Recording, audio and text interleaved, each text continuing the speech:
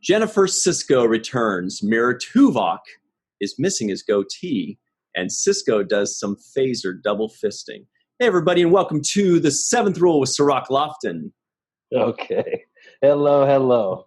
My name is Ryan T. Husk, and today we are reviewing Deep Space Nine Season 3, Episode 19, called Through the Looking Glass, directed by Weinrich Colby and written by Ira Stephen Bear and Robert Hewitt Wolf. How are you, Cirroc? I'm doing good. I thought this was a good episode today, Through the Looking Glass. I liked it. Yeah, did you notice, you didn't notice the Sisko double fisting with the phaser? I thought that looked really cool when he had two phasers and he was like, yeah, I did notice it. I didn't refer to it as double fisting, but that's your language. But I did see that he had two phasers, and they were long barrel guns, which like the old 45s with the long barrels on them, and I liked it. Actually, I like to see him shooting the two guns at once, and actually wanted to think and ask you if it had been done before, because I don't remember seeing anybody firing off two guns at the same time. Yeah, I don't remember ever seeing that in Star Trek either. That's why I noticed it. I didn't even remember him doing it in that episode until I saw it. And I was like, oh, that's kind of cool, like holding the double fisters and those Colt 45s. Remember, what's his name? Billy Lando Calrissian, when he did the old Colt 45 commercials. You remember those? No, I do. I like to drink Colt 45. Yeah, that wasn't the best move in my opinion. But that's a different story right there. That's a different topic. Maybe you're right. I just don't think it's a good thing to endorse products that are hurting your community. And that's just how I look at it. So when he was doing those Colt 45 commercials, I was really kind of against it because obviously he's a big figure in the Black community, and him endorsing, drinking malt liquor was not the best thing for us. So there's a ton of product out there that he could be endorsing that, doesn't have a negative impact on our community. That's an interesting point, and we won't get too sidetracked on that, but it's funny because from my point of view, which is obviously different than yours growing up, I thought it was so cool. Like, oh, that's so awesome. But you're right. From your perspective and theoretically from his, maybe it wasn't the best move socially. That's a good point. I hadn't thought of that. Yeah, I would, in hindsight, ask him if he's okay with that. I know he was well compensated, but some things, are just outside of what you would probably want to do. I know that Hennessy, for example, had a campaign where they used Marvin Gaye's image, and Marvin Gaye was, long since passed away, but he personally had an issue with alcoholism, Marvin Gaye. And so for him to, in his, post-demise, be used in some kind of campaign for alcohol, I'm sure he would be against it because it was something he was personally battling with. So I think that we have to be conscious of those things. We endorse products or, endorse organizations. You want to make sure that they're not a detriment to your own community. Yeah, that's a good point. I'm still trying to. Billy D. Williams, is that his name? Yeah, Billy D. Williams. Billy D. Williams. Yeah, that's a good point. That just thinking, like, I wonder if now, back then, maybe not. Maybe he was just like, hey, I just want the money. But now, in hindsight, if he looks back and says, I wish I hadn't done that. Now I want to endorse some yoga or something like that. That's an interesting thought. Yeah, I don't know if he's put any thought into it. I personally just disagree with it. If I think that it was going to be something that's detrimental to people, or kids are going to be out there and influenced by it and adopt a certain lifestyle, it's not going to be something that I want to put my name on. Right. Point. All right. Makes me think of candy cigarettes too. Remember those? Can't believe that. I can't believe that. I can't. Looking at it now, I can't believe that even exists. Candy cigarettes and Big League Chew. Yeah. I still love Big League Chew. I still think about Big League Chew. But then you I think still about love it. Big League Chew. Yeah, yeah. I mean, it was like chewing tobacco, but Yeah. I don't know too many kids that make the transition from Big League Chew to chewing tobacco. Hmm. But I do remember those candy cigarettes, and I think that was terrible marketing and just all around a bad idea. Right. You know, Because looking at it, you say, what else could they possibly be doing than trying to get kids to buy their products when they get old enough to do it? Right. I mean, that's there's the no other problem. thing. Yeah, I mean, and we see that now with the vapes and the vape pens. You know, a lot of those flavors are marketed towards Same kids. thing. You know, Same thing. Yep. same thing. So it's a sad part of our reality, but we have to protect our children Hmm. and be conscious of what we're doing Above everything. I agree. above everything. So let's talk about the mirror universe from the shitty things that happen in our lives Yeah. to the mirror universe, which is supposed to be, the bad universe, I guess, in some ways. In other ways, it isn't. You said you liked the episode, huh? I like the episode. Fun. There were a few things that I had a little bit of technical difficulties with. Specifically, the fact that O'Brien shows up and kidnaps Sisko, but I don't see how he transitions him to this alternate dimension. I don't see how the alternate universe is how he's able to get there. What's funny is By taking Robert the Hewitt ship. Wolf and Ira Stephen Bear, who wrote this, they've told us in the past that technobabble is boring. They don't like writing it. And of course, we agree. We're like, when they say technobabble, we're just waiting for them to finish saying it to get back to the plot, right? So Right. it looks like sometimes they probably just go, let's just not even talk about how, okay, he transported him. Chief O'Brien, he can work miracles. You get it, whatever, moving on. And then we're like, yeah, but how? They're like, stop making us come up with how and just enjoy the story. So I abandoned it after about 1 minute or two, and it said, "Hey, how the hell are they getting over there?" And I said, "You know what? Just let it go. They're trying to tell the story, and forget about the science of it or the logic of it. Just abandon your logic and reason, and go with the story. And when you start to do that, really, you get absorbed in the story, and Right. Once again, I got to take my hat off and commend Nana Visitor, who is just such a tremendous actress and just amazing in this episode as well, continuing her long line of just amazing performances that she's delivered on the show. And her as Mirror Universe Intendant, Mirror Universe Kira, she's just so captivating, so charming, so in control, badass boss woman, and I love it. And I think that it makes the Mirror Universe special. Right. She, there's some roles that you're given and you just knock it out of the park, right? But there are some roles that you're given at where you're really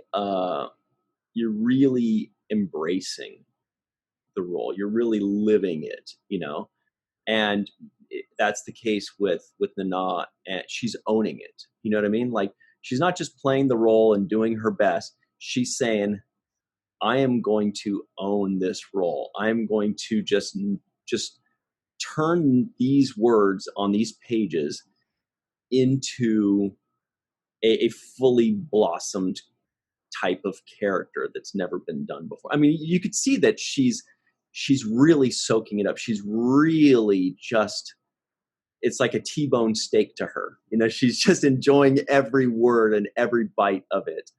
And that's what makes it stand out. And I'm sure that's the kind of stuff that makes writers encouraged to do more of it. They're like, dude, we got to get another episode with her. Yes, and we always talk about performance and how actors take what's written on the script and make it better or enhance it or personalize it. And what she does in this, in her performance, in the personalization of it, is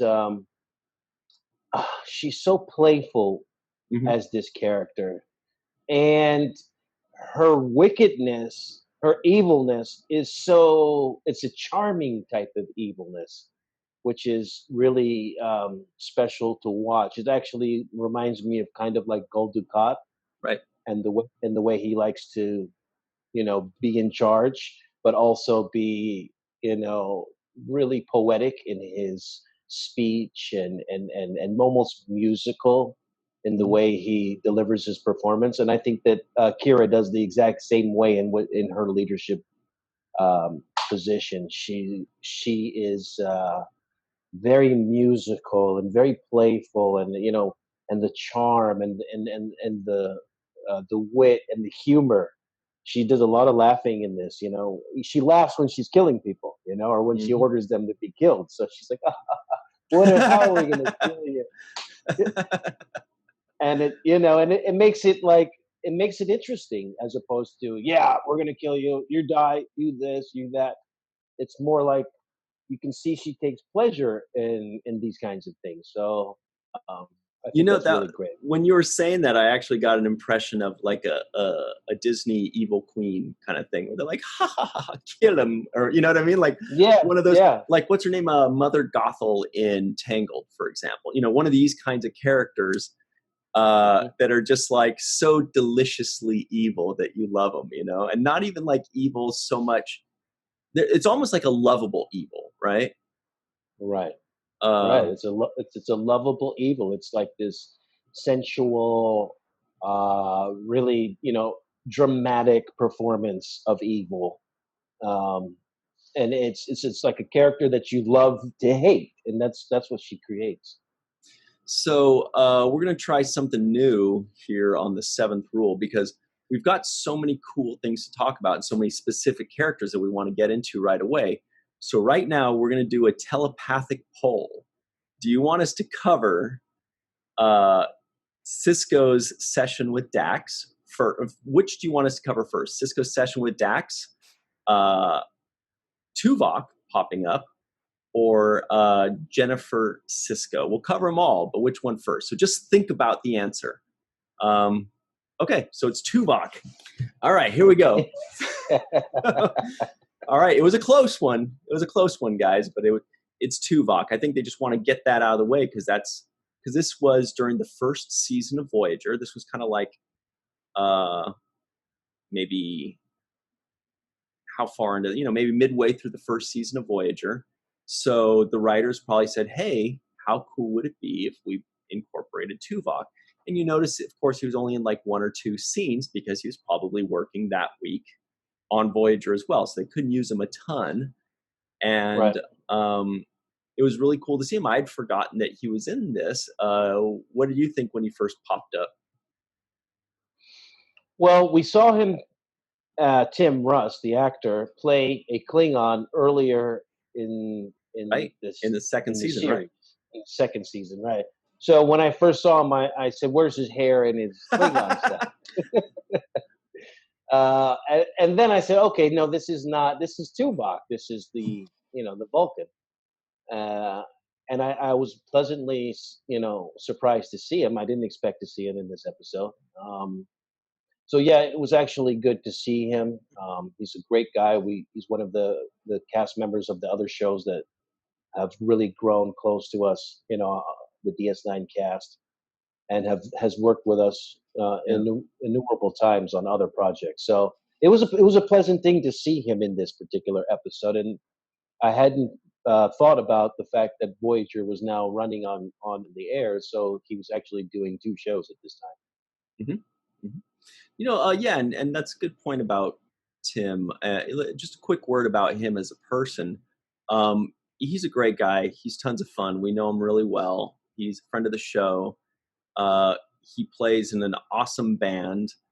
They play shows in Hollywood and West Hollywood. Sometimes they go out to the Valley in North Hollywood and Reseda, even where The Karate Kid was filmed, as everybody well knows. And his band is so much fun. They're called TR Crew. You could just look up Tim Russ online, timruss.com or whatever it is. Just Google Tim Russ. We can add the website down below. And he shows when his appearances are. Probably not playing anytime soon, but once the pandemic's over, he'll be back to that. And he's a great director, a great actor. I've worked with him on multiple productions. Renegades, Fifth Passenger, Blade of Honor, to name a few. Sometimes he's directing and acting. Sometimes he's just acting with us. In Blade of Honor, he played like a Jedi Master kind of character, and his disciples one of them were his daughter, Madison Russ, and a bunch of other people. But his second in command disciple was Mr. Aron Eisenberg, and that may be one of my favorite roles of Aron's, because Aron played like a Jedi Master type, like an Obi-Wan Kenobi, and he was so good at it. He was like calm and centered and wise, and it was just a really fun dynamic between the two of them. Anyway, just wanted to mention that about Tim being like multi-talented, really. Yeah, he is a multi-talented, very good guy, jack of all trades. He knows so much about so many different things. Yeah. And he's just a great person to have a conversation with and just, talk about different things in the world. He's so aware of so much. So right. Big shout out to Tim Russ and the guest star in this episode. But I also want to talk about this Dax kiss. There we go. All right. Anyway, so that's out of the way. Oh, before we do, I forgot this telepathic poll just popped up too. They also said, hey, if we're enjoying this, what should we do? And well, the answer is, please make sure you subscribe. Make sure that you hit the bell icon on YouTube for notifications. If you'd like to be a part of the team and you'd like to throw $1 or yen or Canadian dollar or Australian dollar, does everybody use a dollar? Or a euro, pounds, whatever you got. Throw us $1 and become part of the team. We really appreciate it. If times are tough for you, which they are for most people, no problem. Just subscribe to our channel, like it, comment, share it. That's a free way to help us, and we will continue to try to entertain you to the best of our ability. Dax's kiss. I thought about you almost every minute of watching this episode, because I want to know your take on. So Sisko and Dax have been friends for a long time. They've never really had, this sexual tension or whatever, but Dax is a very pretty lady. And now Sisko is in this position to where this very pretty lady that he's always worked with is used to having sex with him whenever she wants. So she just goes, hey, we're going to have sex right now. And he's like, oh no, I better not. She's like, sex first. And he, for the good of the mission, he has to do it. How did you feel about that? Well, what a predicament. What a tough predicament for Sisko to be in. So difficult to be the captain certain times, I felt envious. I felt envious of Mirror Universe Sisko. It was it was kind of it caught me by surprise, because there's absolutely been no chemistry between the two of them as far as sexual chemistry. And previously in the past, he's been referred to as old man, and he kind of sees her as it's kind of a turn off, old man. It's kind of a turn off, yeah. So, but there was no old man reference in this particular in this moment, and he was sticking to accomplishing the mission. But it definitely caught me by surprise,